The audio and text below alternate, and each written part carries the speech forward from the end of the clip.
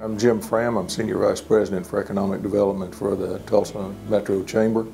I've been in the economic development field for about 25 years and have worked with chambers of commerce and economic development organizations in Arkansas, Texas, Nebraska, and now in Oklahoma.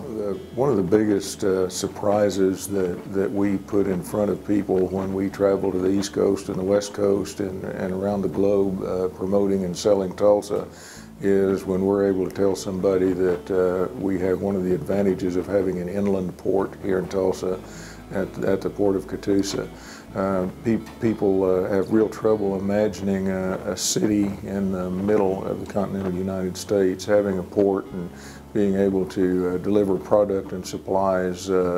by the oceans of the world. An attribute in Tulsa that we don't talk about a lot are our colleges, universities, our community college, and our technical training capabilities. I think you'll find a very highly educated, highly trained workforce,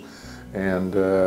using the Chamber as a vehicle to access Oklahoma's career tech system, we can also fine-tune and fashion very specific training programs for very specific needs of companies that might locate in the Tulsa region. Probably the most important work we do is our business retention and expansion program, where we work with existing companies to make sure that they have a platform in Northeast Oklahoma. We also support an advocacy program that monitors legislation on the city, state, and federal level to make sure that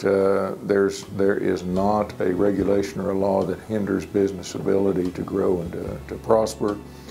We also support the education community, making sure that we have a consistent and steady flow of well-trained, well-educated workers to work for the companies that exist in Northeast Oklahoma and those new companies that we might bring in.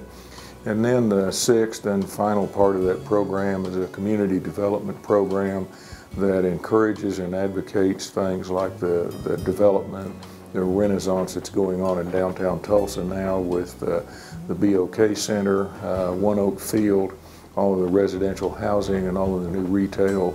attractions that are happening in downtown Tulsa. The BOK Center continues to be a jewel in the community, producing sales tax revenue and having a very positive impact on the economy here. Tulsa has a lot of benefits, having been the oil capital of the world at one time, and I think is slowly transitioning to becoming kind of a center of energy as we transition from oil to natural gas and on to alternative fuels. The other very positive thing about Tulsa in the area of business attraction is the history and the background that we have in aerospace and aviation. A lot of aerospace related companies in the Tulsa area employ virtually thousands of people, led primarily by American Airlines, who has the largest maintenance repair operation in the world here in Tulsa that employs about